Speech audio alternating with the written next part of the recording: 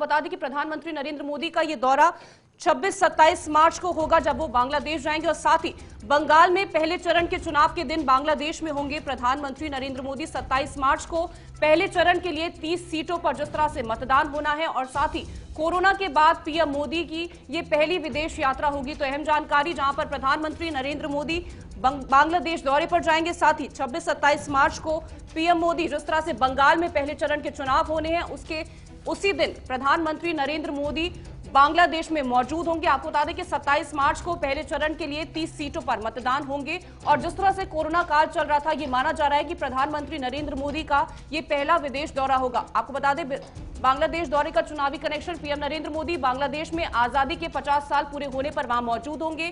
PM Modi अपने दौरे में मतुआ समुदाय के धर्मगुरु हरिचंद्र ठाकुर की जन्मस्थली पर जाएंगे। तो आपको जानकारी पहुंचा रहे कि किस तरह से चुनावी कनेक्शन इस पूरे दौरे का निकाला जा रहा है। बांग्लादेश की धरती से पीएम मोदी का हर संदेश सीधे पश्चिम बंगाल भी पहुंचेगा। तो पश्चिम बंगाल की जनता तक वो संदेश पहुंचेगा जो प्रधानमंत्री नरेंद्र मोदी बांग्लादेश की धरती से कहेंगे।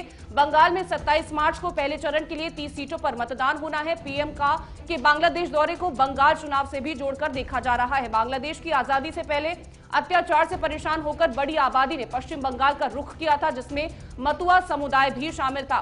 तो किस तरह से चुनावी कनेक्शन पूरे बांग्लादेश के दौरे को लेकर के निकाला जा रहा है, जहां पर प्रधानमंत्री नरेंद्र मोदी होने वाले हैं, साथ ही जो बातें वो बांग्लादेश की धरती से कहेंगे वो सीधे पश्चिम बंगाल की जनता तक भी पहुंचेगी। तो 26-27 मार्च की वो तारीखें, ऐसा माना जा रहा है कि पीएम मोदी के दौरे से अप्रत्यक्ष रूप से बंगाल में सत्ता की कुंजी कहे जाने वाले मतुआ समाज को साधने की कोशिश होगी। तो प्रधानमंत्री नरेंद्र मोदी देश के नागरिकों को साधने के लिए बांग्लादेश का दौरा करते हुए नजर आने वाले हैं। और साथ ही आपको यह बता दें कि सन 1947 के बाद मतुआ समुदाय पश्चिम बंगाल के 3 जिलों नॉर्थ 24 परगना, साउथ 24 परगना और नदिया में आकर बस गए थे। जिस तरह से आजादी के साल के बाद मतुआ समुदाय पश्चिम बंगाल में आकर के बसा था, जहां पर नॉर्थ 24 परगना की जिक्र करें, साउथ 24 परगना का जिक्र करें या नदिया में आकर के मतुआ समुदाय के जो लोग थे वो पश्चिम बंगाल में आकर के बस गए। तो बांग्लादेश का जो दौरा है उसका चुनावी कनेक्शन किस तरह से है।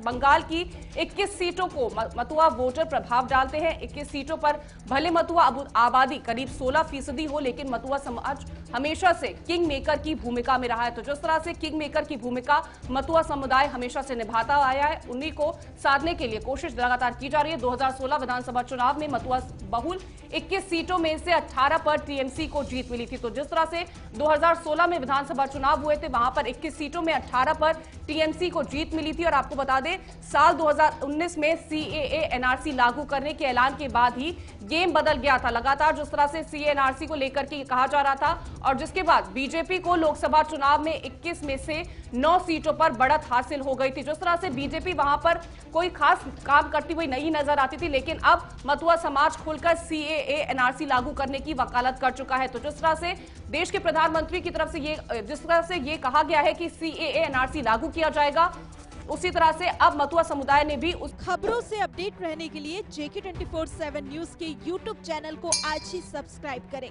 और Facebook पेज भी फॉलो करें।